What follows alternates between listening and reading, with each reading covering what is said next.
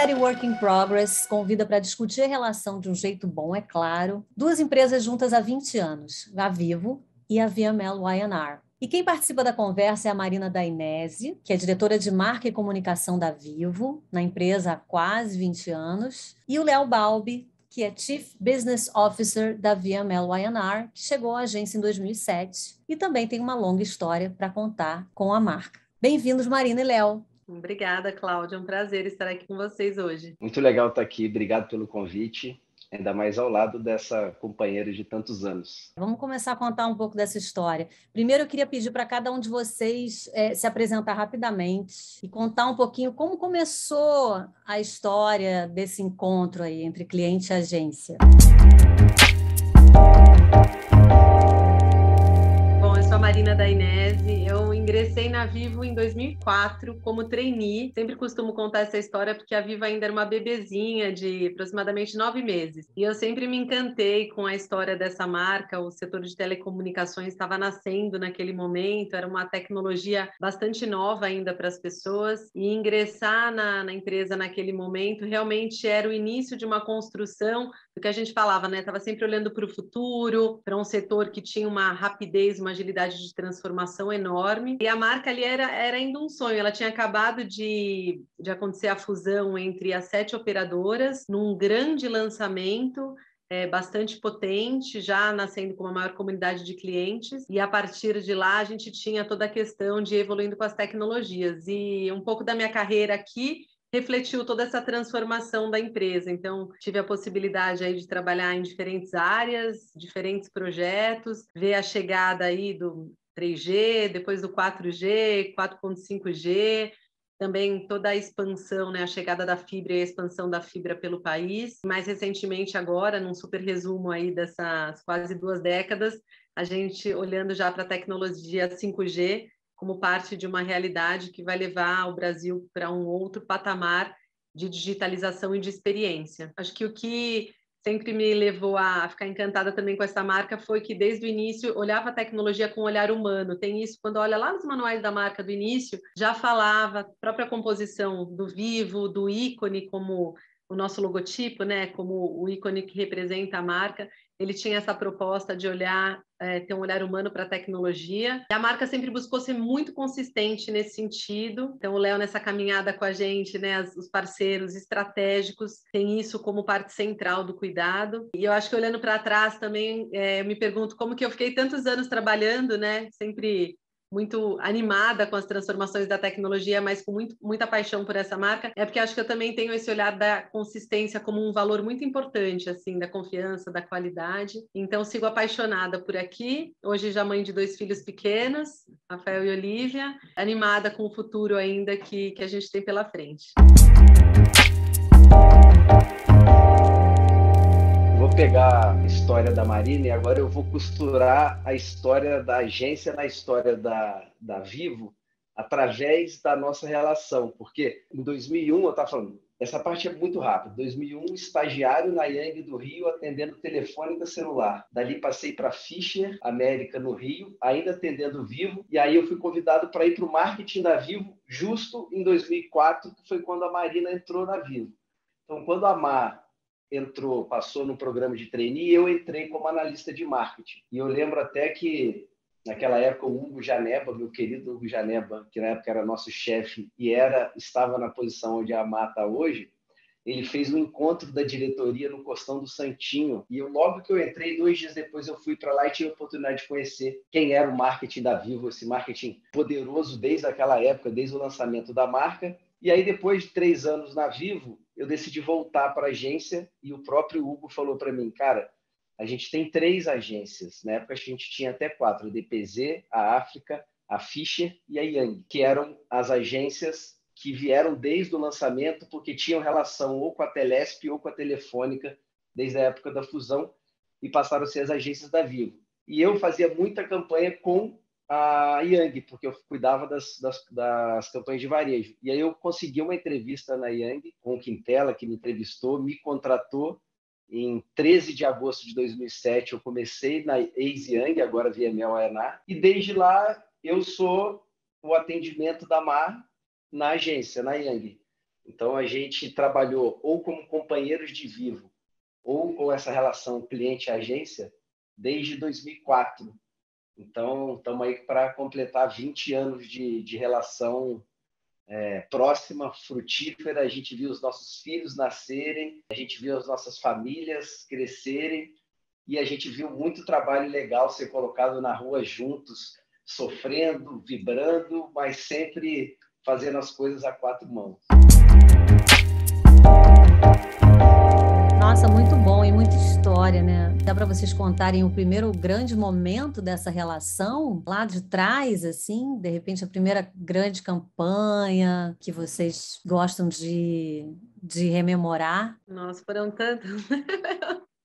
Tem uma que eu acho que foi especial para nós, porque talvez tenha sido uma coisa que quase não existe mais em propaganda, que é você fazer com que aquilo que você produz e coloca na televisão vire a conversa dos seus pais, vire a conversa dos amigos da mesa do restaurante, que acho que foi aquela grande sequência do Ruivo da Vivo. A gente aqui, eu não acredito. Vai ser maluco, né? Nunca ninguém ficou assim, ligando para me encontrar. Não sou louco, não. É que Vivo sempre é baratinho, né? Como? 5 centavos o minuto, dá pra ligar muito, né? Faz a conta. 10 ligações de 1 minuto, 50 centavos. 20. R$1. Então quer dizer que você não gastou quase nada? Não. Imagina. Aqui, tem dinheiro pra isso não, filho. Graças. Foi muito legal a gente conseguir que a propaganda extrapolasse esse meio e ela passasse a fazer com que o meu pai me ligasse para falar que viu a última do Ruivo e que achou muito legal. Então aquilo acho que criou uma história, uma mini história dentro da história de comunicação da Vivo muito marcante naquela época. Eu não sei o que você acha, mas aquela época do Ruivo eu achava muito divertida. Acho que definitivamente foi um período bastante marcante, assim, ainda hoje bastante citado, né, entre as propagandas memoráveis, e foi realmente uma criação que nasceu de um piloto inicial e que ela foi se tornando muito potente, assim, a cada história nova que saía, acho que a gente foi conseguindo entrar mais na cultura realmente brasileira. Você construiu um personagem, acho que é uma coisa muito interessante, né? Acho que foi isso que a gente fez. E foi uma parte da marca que usava muito do humor, né? Uma plataforma de comunicação que usava de humor, que estava bastante conectado com o que estava acontecendo na sociedade, as novidades. Acho que foi um tempo que trouxe também muitos resultados. Uma das campanhas que ainda hoje, quando a gente faz pesquisa, os clientes e não clientes espontaneamente lembram. Então, só por isso a gente já considera um sucesso, para além de todo o histórico que a gente teve de resultados.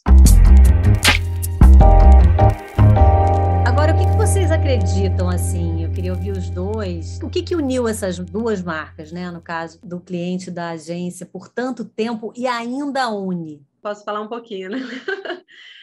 Como eu comecei falando, acho que a questão da consistência e da qualidade, elas são bastante negociáveis para a Vivo como marca. Eu acho que o reflexo dessa relação de longo prazo, de uma parceria que ela tem, de fato, um olhar estratégico, ela é intencional, porque a gente acredita que o trabalho de comunicação, esse trabalho de pensamento de uma marca, assim como a gente falou aqui das crianças, né, dos nossos bebês que nasceram ao longo desses anos, ela é também um trabalho de gestação, de formação, de amadurecimento. Eu acho que isso a gente tem, né, ao longo dessa história com a Yang, depois VML, o A&R, foi, de fato, esse desenvolvimento, essa atualização da marca sob o olhar de todos os profissionais que estavam engajados com aquilo e que nos permitiu ir, como a gente falou aqui, desde um Ruivo a conteúdos super icônicos, né, como foi o último gol do Pelé. Se desse para fazer um replay na minha vida, talvez se eu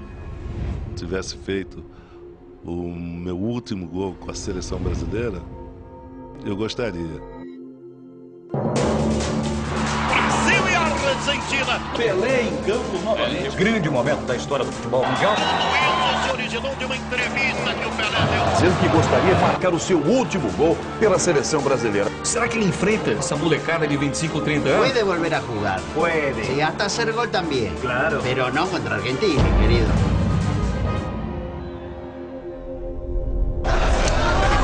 No importarle si en el otro equipo juega Pelé, Maradona o el Papa.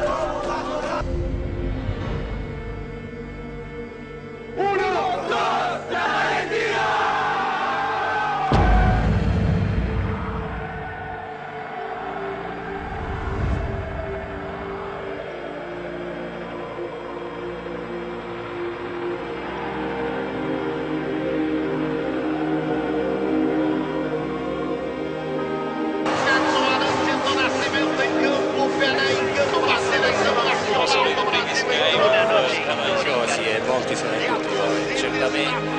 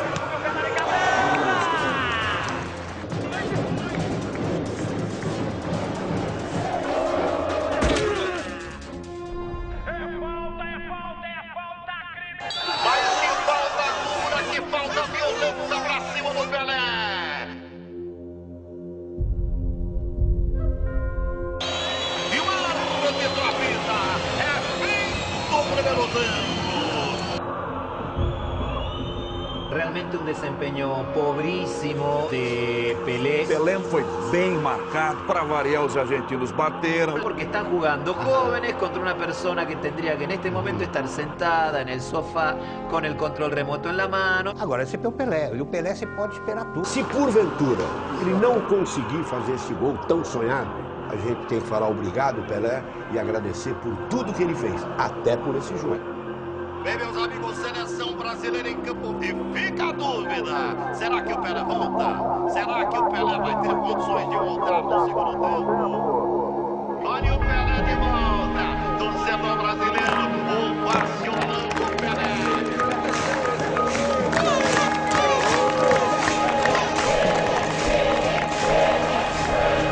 Está valendo, gol que fará o Pelé nesta segunda etapa. Vamos aí, jogo truncado, jogo difícil, jogo disputado, obrigado. A marcação aqui, em cima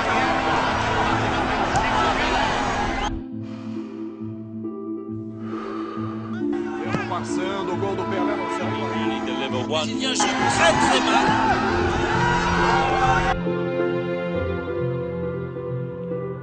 Meus amigos, 45 minutos. Molto di più da parte sua. E no fim de jogo também.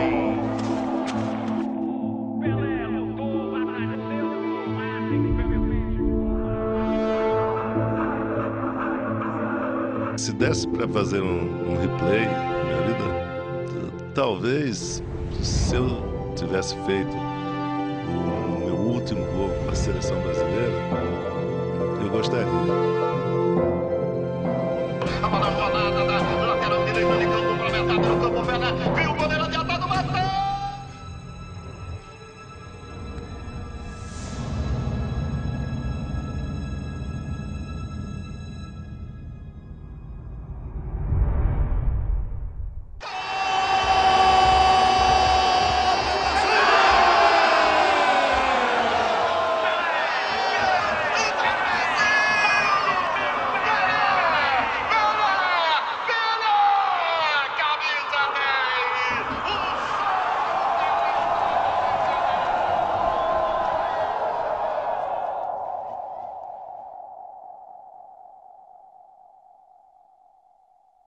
Que aí fez parte de toda, né, os primeiros branded contents que a gente teve no país, até mais recentemente a introdução, né, a criação de um hub, que é um laboratório de tendências para comunicação, que é o Vivo On, que também está aí sob gestão da Yang junto com a gente. E é da onde a gente testa coisas. Então, eu acho que essa questão de quando todo mundo tem um profundo entendimento da estratégia, um conhecimento da marca, daquela personalidade, daquela identidade, daquela essência, do que aquela marca realmente acredita, e de como a gente constrói um filme, não uma foto, porque geralmente quando, né, é muito...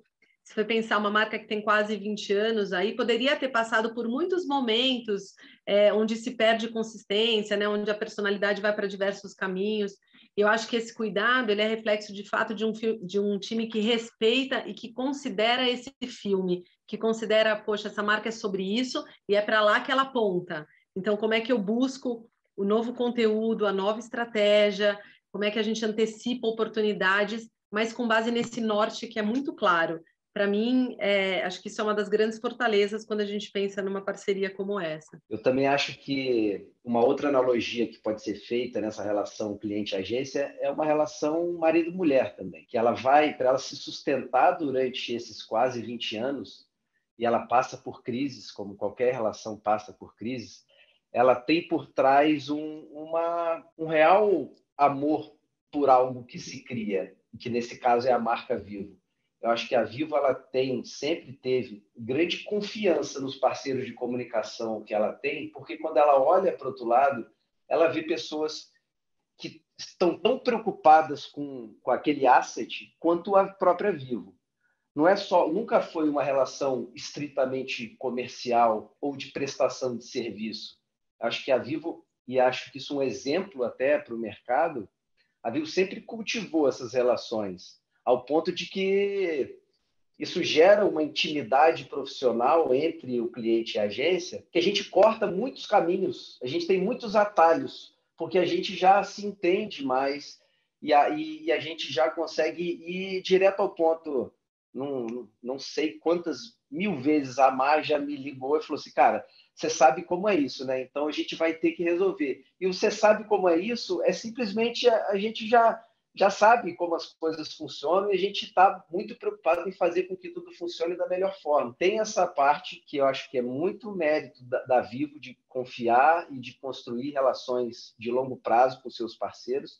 E acho que do nosso lado, da gente também conseguir manter essa chama acesa, porque do lado da agência, a gente sabe que as trocas acontecem mais, né? As equipes mudam com mais frequência, mas eu acho que a gente conseguiu, ao longo do tempo, mostrar para Vivo que essa chama continua acesa, que a gente continua do lado com qualidade, com competência, mas também com muita vontade de continuar fazendo esse relacionamento dar certo. Eu acho que isso fica muito aparente no dia a dia e acho que isso extrapola essa relação simplesmente de prestação de serviço e passa a ser uma relação entre pessoas, entre uma relação emocional ao lado do profissional, que eu acho que quando essas duas coisas se juntam, potencialmente a gente consegue fazer coisas mais legais, eu acho.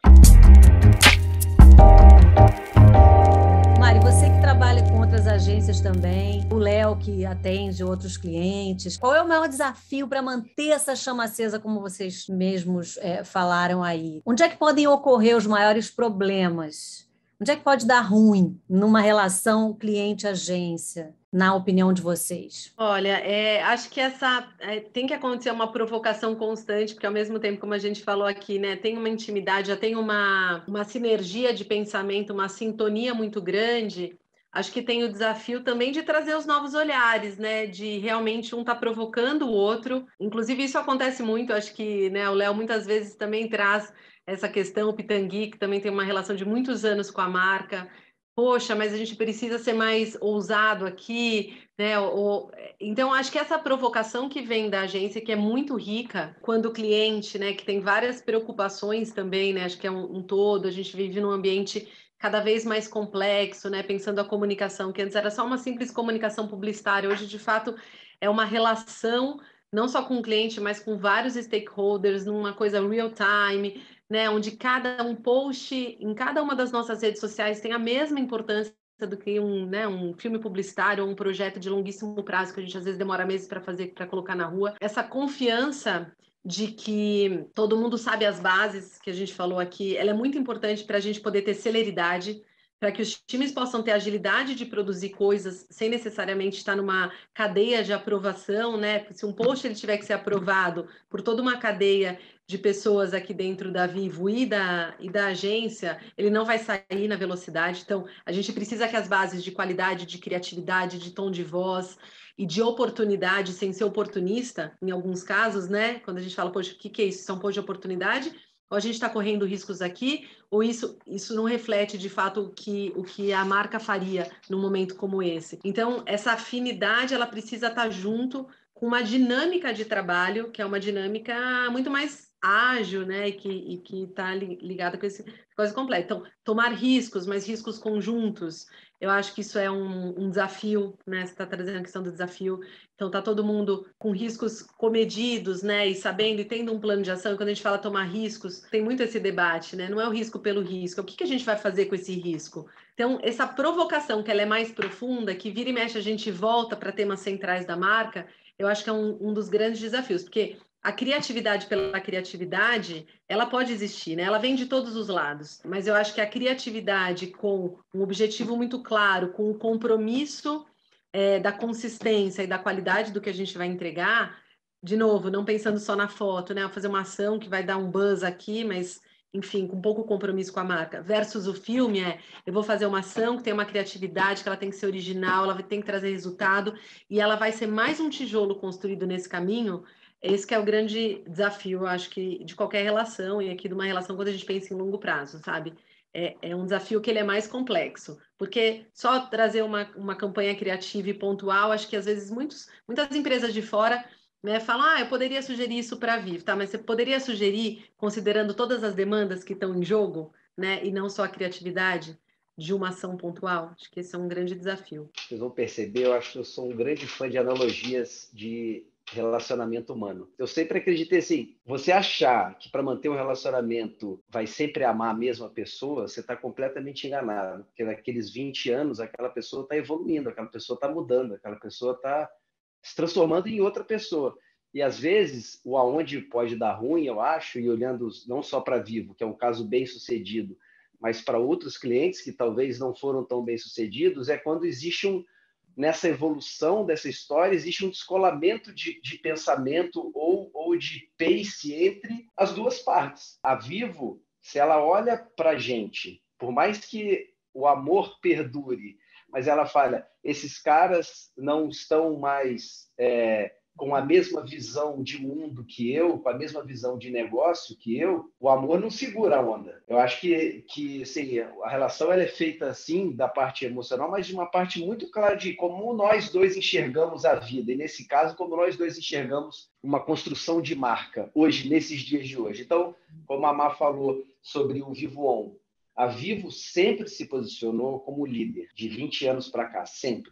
E ser líder há 20 anos significa tomar a frente sobre vários assuntos, que já foram você oferecer a melhor cobertura e a melhor qualidade do país, que continua até hoje, mas já foi uma grande bandeira, você oferecer tecnologia, oferecer novos serviços, e agora, há um tempo, mas de forma muito forte, é você ter uma marca conectada com essa sociedade de uma forma mais ativa. Você conseguir, através da marca Vivo, colocar assuntos contemporâneos em questão e trabalhar para que a vida das pessoas e essa sociedade seja melhor. Então, assumir esse papel de ativo, de não achar que a Vivo está dentro de uma redoma comercial de prestação de serviço, exige de nós, parceiros, também uma capacidade de enxergar essa visão e estar do lado da Vivo com propriedade para falar de uma forma muito, muito forte. Então, eles não podem querer fazer um projeto como a gente já fez, 3 lindos projetos, Fábulas da Conexão, Telas Pretas e agora o Presença Preta, se a gente não estivesse acompanhando a velocidade das transformações e dessa visão de mundo da Vivo. É igual a relação. Se você e o seu parceiro se descolam em termos de visão de mundo, aí é o princípio do fim. Então, acho que isso vale muito também para a marca Vivo e para a relação nossa com eles. E acho que a Vivo, de novo, está sempre se reinventando, está sempre vendo qual a próxima postura de líder que eu preciso assumir para me manter contemporânea. E acho que a gente, como parceiro, a gente precisa estar nessa mesma velocidade, construindo dentro da agência um lugar onde possa haver discussões sobre esses assuntos e que se criem projetos comuns com propriedade, com repertório. Então, a gente não pode ficar parado. Se a gente fosse hoje a mesma agência que a gente era 10 anos atrás com a Vivo, provavelmente a gente não seria mais a agência da Vivo. Então, acho que esse é um pouco o resumo na minha visão. Assim. Podem contar um pouco como é que é a dinâmica desse atendimento, dessa relação, enfim, que áreas que estão envolvidas, qual a estrutura que está envolvida, como é que costuma ser o dia a dia, enfim, como é que a pandemia também afetou essa dinâmica, se é que afetou? Acho que são vários aspectos, né, Léo? Posso começar e o Léo complementa também, acho que do lado de lá. Acho que a pandemia foi um período bastante desafiador para, enfim, né, na relação, porque a perda do contato físico, olho no olho, aquela espontaneidade que se tem, né, nas reuniões presenciais, dificultou. Acho que a gente teve que colocar muito mais esforço, muito mais energia durante esse período para se adaptar aos novos processos, a linguagem, a forma de se comunicar através das telas. Acho que, enfim, foi bastante desafiador. Eu acho que até essa retomada nesse momento está trazendo um certo ar, um pouco dessa reconexão humana, como o Léo falou, entre as pessoas. Acredito que até, enfim, o time criativo, o time de estratégia, né, junto aqui o time do cliente, são pessoas que têm uma troca, né? Às vezes até antes de você começar uma reunião, você já está fazendo a reunião, porque dali já estão nascendo ideias, você já está conectando uma coisa que está acontecendo com o próximo briefing. Então, acho que essa espontaneidade a gente sentiu muita falta, foi um desafio, e que estamos conseguindo retomar agora. Mas acho que também vieram muitos aprendizados bacanas, assim, né, de processos de trabalho. A gente tem um reconhecimento muito grande pela estrutura, pelo modelo de trabalho que a gente tem com a VML YNAR, de planejamento, de construção em etapas, um pouco do pensamento. A gente sempre brinca, né? Tem todo um processo de origem da ideia, depois de formulação daquilo, que eu acho que o planejamento também ele evoluiu muito ao longo do tempo, não é que mais aquele planejamento estático, né, que a gente via há muitos anos atrás, que vinha com uma resposta para a criação. Pelo contrário, acho que essa é a maior mudança, como é que a gente vai se alimentando de insights e vai cultivando aquilo para gerar as ideias, e as ideias já tem que virar uma execução de alguma forma, ou muitas vezes o briefing é simplesmente algo que a gente acredita, não está necessariamente atrelado a um produto, e a gente vai ver como isso se atrela depois. Vou até dar um exemplo aqui. Quando a gente pensou esse último projeto do Presença Preta... A música tem raízes pretas. E se a influência preta está no palco, ela precisa estar na plateia. Nesse Lola BR, a presença preta está confirmada. Nos rostos, nos traços, um line-up inteiro nosso na multidão. O 5G nos leva onde a gente imaginar, e vamos levar todo mundo junto.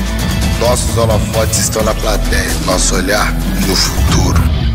Onde a gente destinou toda a nossa cota de ingressos enquanto patrocinadores do Lollapalooza para que pessoas negras pudessem curtir o festival, essa foi uma ação afirmativa que decidimos fazer com base em algo que a gente acreditava, que os festivais precisam ser mais inclusivos. E eu, enquanto marca patrocinadora, tenho uma forma de fazer isso acontecer. Toda a criação da campanha, das ativações, de tudo que envolveu um dos projetos, que inclusive foi um dos projetos mais completos que a gente fez nos últimos anos, porque ele envolveu desde influenciadores, creators, público interno, campanha para TV, ativação em lojas, assim, ela realmente foi uma campanha muito, muito integrada. Ela nasceu dessa única verdade que a gente tinha, que era fazer essa ação acontecer com verdade e com o olhar da marca. E a partir dessa discussão, que foi uma discussão super colaborativa, a gente foi entendendo que quando eu trago essa visão de um futuro mais, né, de um ambiente mais plural e tal, e estou sonhando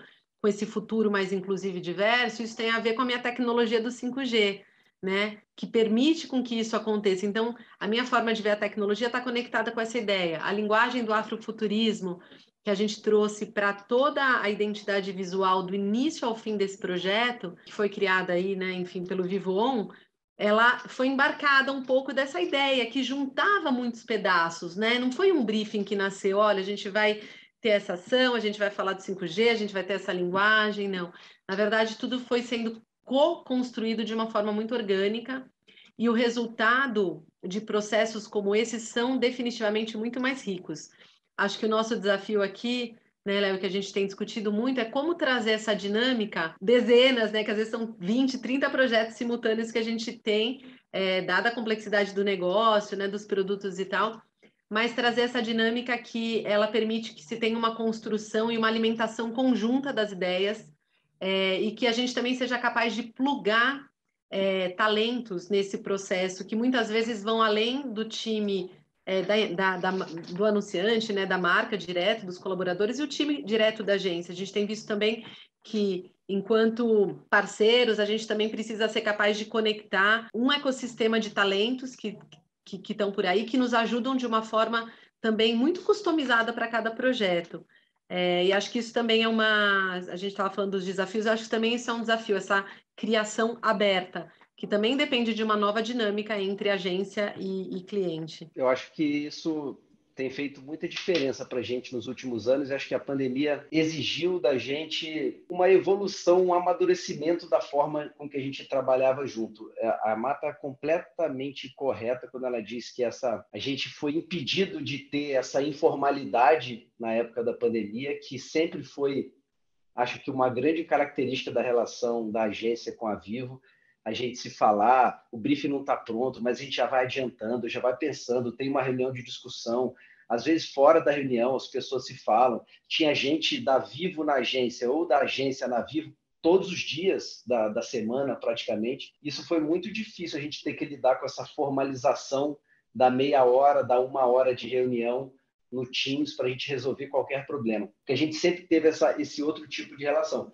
Mas, ao mesmo tempo, acho que a gente aprendeu a ser mais, por um lado, eficiente, no sentido de gestão do tempo. Hoje, acho que a gente vai estar na Vivo, ou a Vivo vai estar na agência, quando isso fizer diferença, mas em uma outra parte de projetos, a gente pode se falar e se comunicar de uma maneira mais eficiente remotamente. A gente também aprendeu que quanto menos um ecossistema fechado a gente for, mais rica vai ser a forma da gente colocar projetos na rua. Então, a gente é muito mais, hoje acho que eu me vejo muito mais como, talvez usando até o nome agência como agenciador, no sentido de trazer para perto expertises, conhecimentos, realidades diferentes da nossa para a gente construir projetos verdadeiros. Então, para isso, a gente não pode achar, e a gente já entendeu isso muito claramente,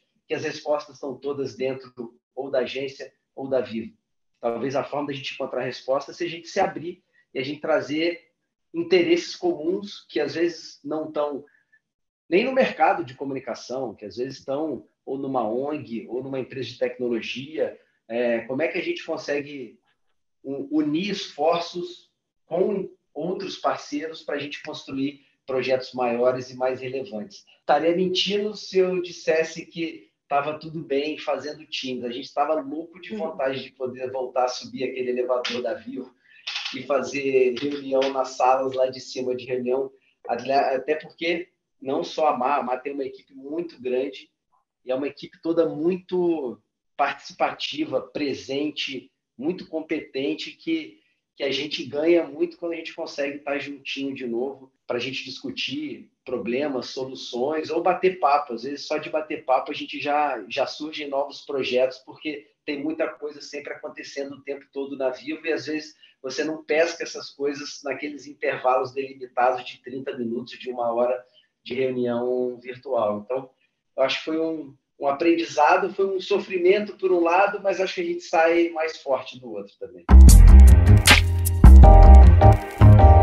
O papel da agência vai se transformando, né, ao longo do tempo, em relação ao que ela representa e o que ela pode fazer por um cliente. O que vocês podem falar assim, dessa transformação do papel da agência para a Vivo? Acho que o Léo falou bem brevemente sobre esse ponto, mas que ele é bastante central, que é a gente olhar para a agência como um hub de talentos, né, ou de conexão de talentos, qual é o grande valor da agência? Ela conhece o negócio do cliente, ela conhece a marca como ninguém, ela conhece a narrativa, ela conhece as oportunidades e ela consegue conectar, nos ajudar a abrir esse olhar, né, para as tendências, para as ideias, para as questões criativas, mas também funcionar como um hub que nos conecta a novos talentos. Então, ora o meu projeto ele vai exigir realmente que eu me conecte com uma empresa de tecnologia, que eu desenvolva algo, que eu conecte designers, que eu conecte ONGs, que eu conecte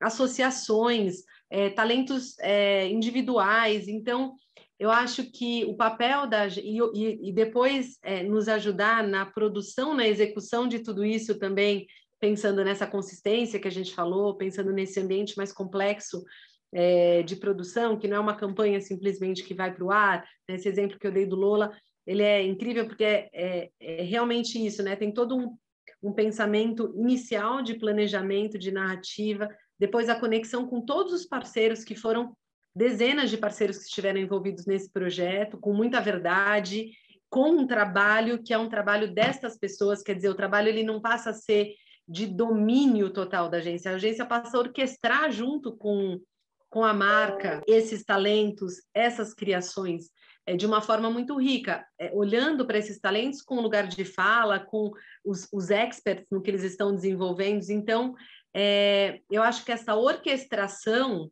ela passa a ser um talento central da agência, né? Porque essa criação aberta que a gente falou. Então, acho que para mim isso é essencial, assim, e não existe mais o trabalho sem isso.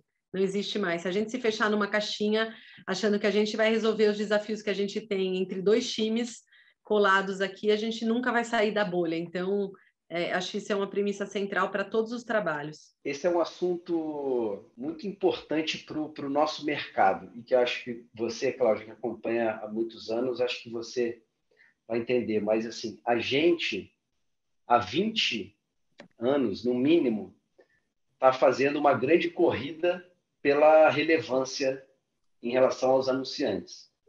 Que a gente via, ano após ano, um sentimento de perda de relevância da agência de propaganda clássica frente aos anunciantes.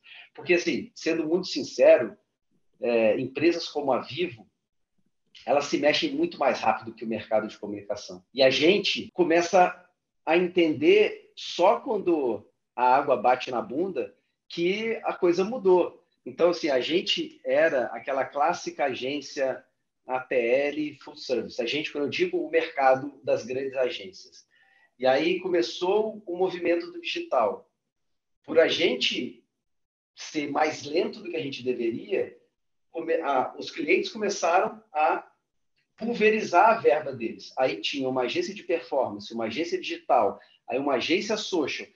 Aí começou isso a acontecer. E a gente foi tendo que correr atrás do prejuízo, mas já com aquele prejuízo estabelecido, porque os clientes se mexeram muito antes da gente.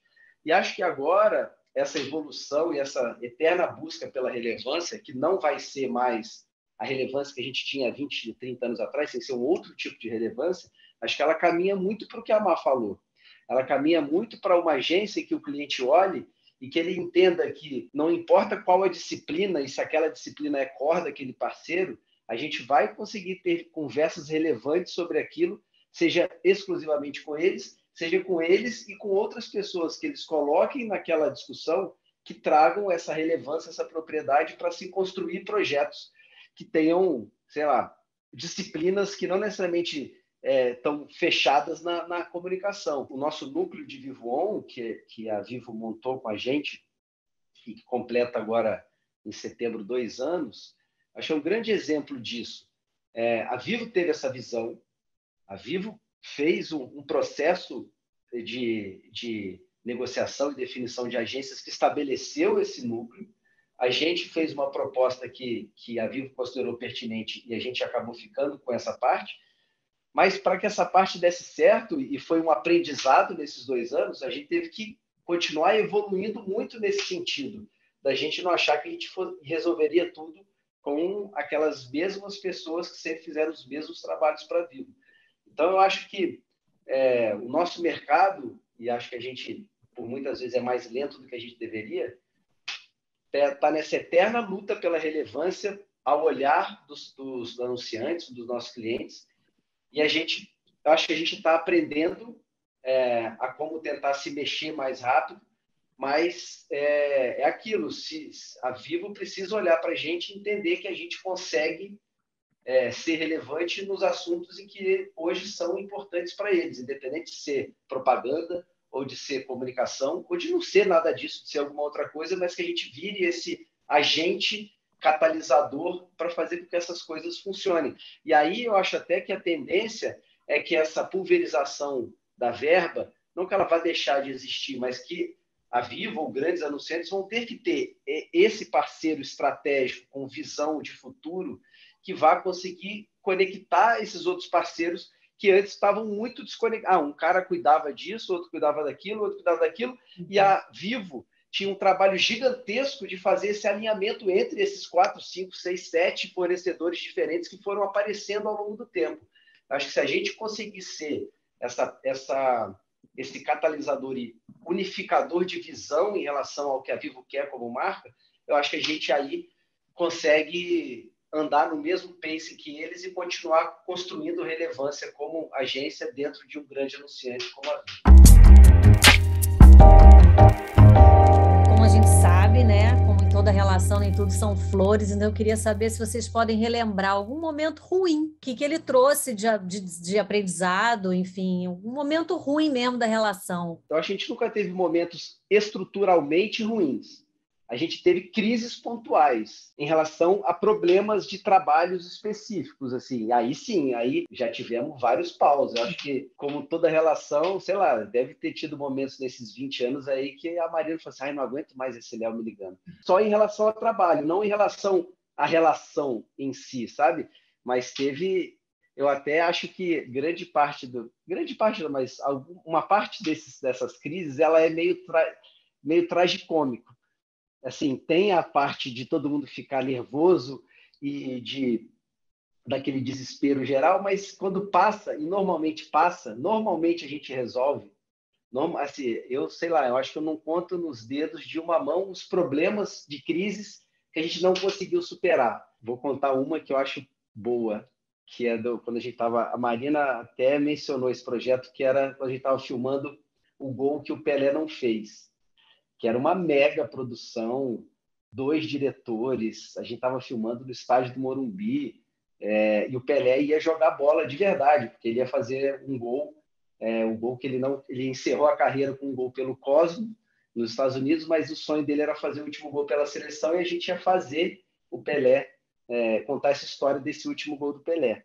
E a gente estava todo mundo lá no set esperando, e o Pelé chegou visivelmente mancando. E aí a gente foi conversar, entendeu o que estava acontecendo. Ele tinha acabado de operar o quadril, fazer uma operação no quadril. Teoricamente, ele não poderia chutar uma bola de forma nenhuma. E a gente tinha que colocar ele no campo e fazer ele jogar bola. E você chegar nesse tipo de estrutura dentro do estádio do Morumbi e você ficar sabendo que não vai poder rodar aquele filme porque o Pelé acabou de operar, aquilo foi quase uma bomba atômica. Eu lembro exatamente aonde eu estava, o que eu estava fazendo quando eu recebi uma ligação falando que o Pelé tinha acabado de chegar no set e ele estava com o quadril operado. E aí teve essa quizumba toda. No final a gente conseguiu conversar. O Pelé foi uma pessoa inacreditável, porque ele falou assim, não, se é para eu jogar, eu vou jogar, não se preocupem. Ele entrou no campo, jogou, bateu falta, fez o que ele precisava fazer. A gente via ele fora do set, nitidamente incomodado, mas quando rodava, parecia um garoto. Então, aquilo se resolveu lindamente. O filme é um filme lindo, dos que eu mais me orgulhei de ter feito até hoje.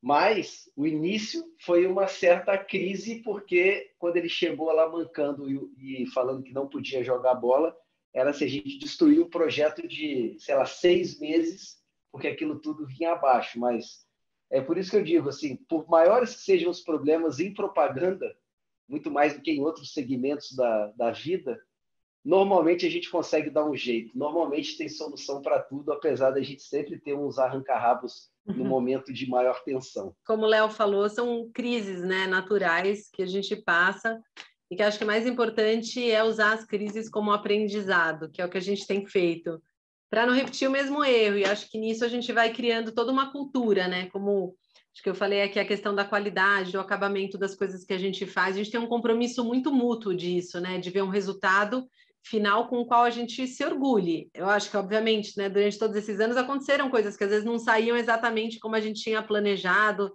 né? Uma execução. Eu me lembro de um offline que, que também foi muito emblemático na relação. Era um filme bastante importante, de uma data comemorativa, Dia dos Pais. E aí, até hoje, eles brincam comigo que eu pedi, por gentileza, para a produtora sair da sala e deixar só a agência. E eles estavam achando que, né, tinha ficado maravilhoso. Na época, eu tinha uma série de questões com relação ao resultado final. Eu achava que também era um momento da gente conversar enquanto time que tinha concebido aquilo, né? Então, não era um pedido da marca Vivo para que aquilo fosse melhor ou tivesse além daquela expectativa do que estava colocado lá. Eu precisava que isso fosse entendido enquanto todo um time da marca, da agência, de quem criou, do RTV, enfim, né? E todo mundo tivesse compromisso com o resultado final que a gente tinha imaginado. Pitangui sempre brinca que ele gelou quando a gente pediu, porque geralmente a gente sempre conversava de ajustes, tendo esse time expandido das produtoras e tal. E lá foi um exemplo, né, que a gente teve que refazer muito, reeditar muito, criar cenas novas que não estavam, para que o resultado final estivesse exatamente no nível que a gente esperava. Mas ali também acho que é um aprendizado, de que a gente precisa fazer isso muito dentro de casa, né? A gente precisa do compromisso. Eu não quero ficar convencendo o Léo, e nem vice-versa, como ele falou, de que aquilo precisa ser excelente, né? De que a ideia precisa ser disruptiva, de que a gente precisa se arriscar, ou de que a gente precisa de um resultado final sempre impecável. Isso tem que ser um compromisso de ambas as partes. Ora, a marca vai lembrar a agência disso, ora, a agência também tem o papel de lembrar a marca disso, né? Então, acho que esse compromisso é o que faz com que todas as crises também possam ser superadas e que não se gere um estresse de responsabilidade, né? Apontamento de dedos, né? Porque, no final, o resultado final ele é a responsabilidade desse time, ele não pode ser colocado apenas nas costas da agência, né? Ou da marca. Então, acho que a gente sempre volta para esse ponto, que é o ponto do engajamento, do compromisso e do trabalho, que é um trabalho do time como um todo. Não é fácil ser agência da Vivo, viu? Não é fácil. Eu estou falando com essa tranquilidade agora, mas eu fico bastante estressada, viu, Cláudia? Não é confortável, não é você não passa férias sendo agência da Vivo. É um cliente muito exigente, aí eu falo agora também pessoalmente sobre a Má, que é muito exigente, e ela sabe o que ela pede, ela sabe o que é bom, ela sabe o que é ruim, e ela não aceita nada menos do que ela acha que é bom. Então, isso também são crises para um crescimento mútuo que acontece. Já dormimos na sala algumas vezes, mas, no final das contas, o casamento continua firme e forte. Eu queria que cada um de vocês citasse 3 campanhas importantes nessa história. Acho que todas as nossas campanhas de Copa do Mundo...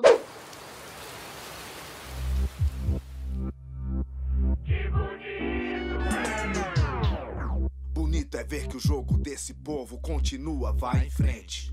Unido assim, conectado, todos lado a lado, é a força da gente. Bonito é confiar no sorriso, acreditar é preciso, e o coração dá o aviso.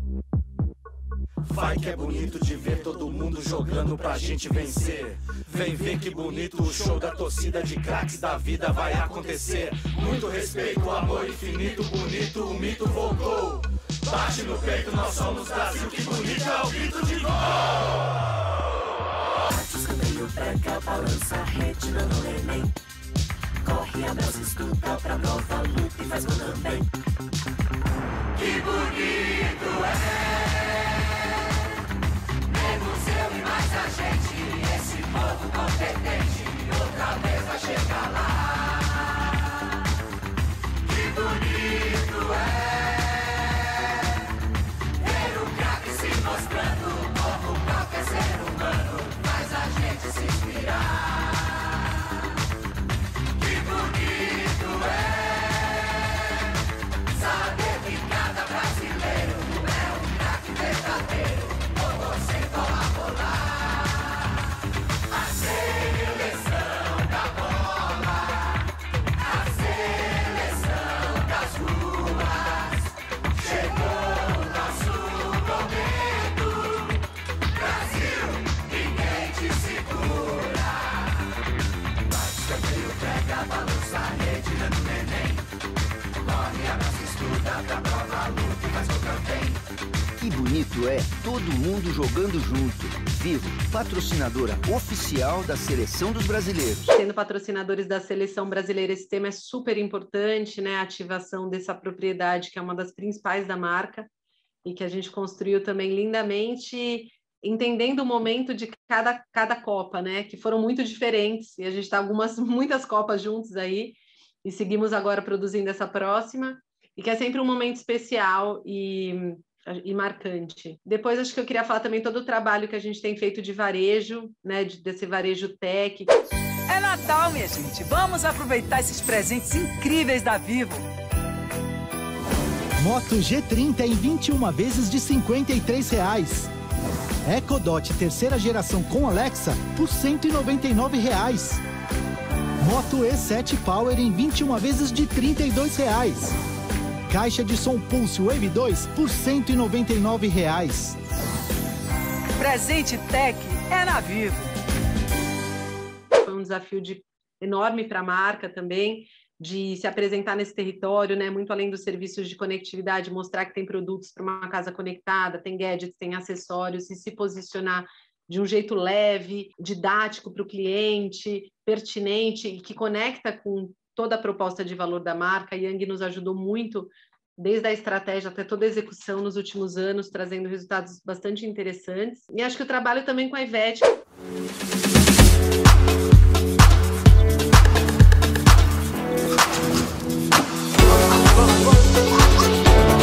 Diminui a temperatura.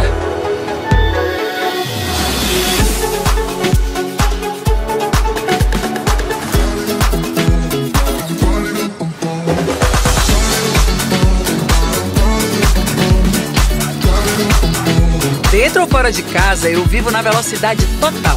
E você? É uma das nossas embaixadoras que a VML, o A&R sempre teve muito cuidado, muito carinho em trabalhar também essa relação que muitas vezes, né, estava muito ligada a um produto, a um novo serviço, mas também envolveu momentos emocionais, como foi a própria campanha de Dia das Mães durante a pandemia, onde a gente usou a Ivete num projeto de cocriação também da própria campanha, com a voz dela, né, com a música dela, com o pensamento dela, e que trouxe um resultado muito bom também. Então, eu destacaria essa do meu lado. Eu vou falar de uma que, para mim, foi muito importante do lado da agência, porque a Yang sempre foi a agência do varejo da Vivo, lá atrás, né? Pelos primeiros 10 anos, eu diria. E a gente conseguiu fazer uma campanha, que a Má vai lembrar bem, que era do Conectado Você Pode Mais.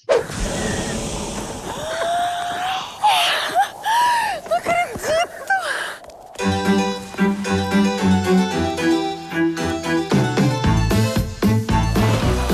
É sério, leva seu carro.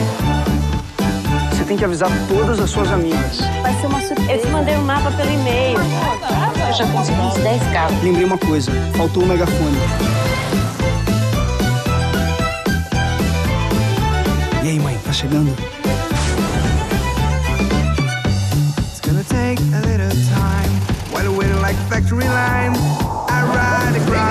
A Vivo sempre cria maneiras para você se conectar com qualidade. Bora. Porque conectado, você faz coisas incríveis. Não acredito!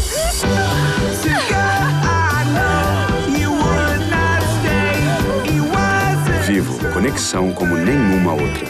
Que abriu com o filme que as pessoas se falavam pelo celular e construíam um coração de carros que o casal via lá de cima de um balão. E essa foi por que foi tão importante? Porque a gente se estabeleceu como uma agência institucional da Vivo, que poderia pensar a marca também e não só o varejo. E acho que daí para frente isso virou uma plataforma que acho que durou um ano, em que a gente, a África, a própria DPZ, todos fizeram filmes dentro desse mesmo formato, que acho que a gente se credenciou para ser mais do que agência de varejo. A gente mostrou um olhar sobre o futuro da marca que colocou a gente em outra posição dentro da relação com a Vivo. Essa foi uma. A outra, que eu acho que foi outro momento de quando você renova os votos, que foi quando a gente fez a campanha de relançamento da marca.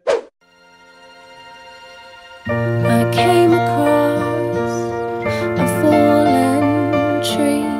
I felt the branches of it looking at me. Is this the place we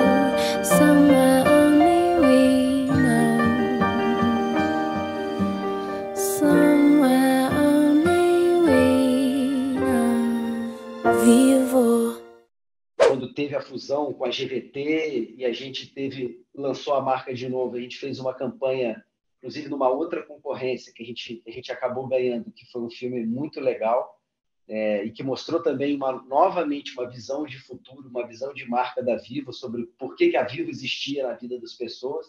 E por último, assim, não consigo não dizer esses projetos que a gente tem feito de Vivo On. Through history, art always raised important questions. Like, why are all artists we learn about white? Most of my reviews have been more reviews on your personality. On my personality, yeah, more so than my work mostly. How do you react to that sort of thing? They're just racist, most of these people. If black artists were never displayed, we gave them every display we have. Vivo Telefônica presents Black Screens. As the biggest Brazilian telco, we own stores in every state. Each one has hundreds of devices at display, so we transformed every single one of them into canvas to display the work of aspiring black artists. Instead of advertising, artvertising. Every Vivo store became a gallery.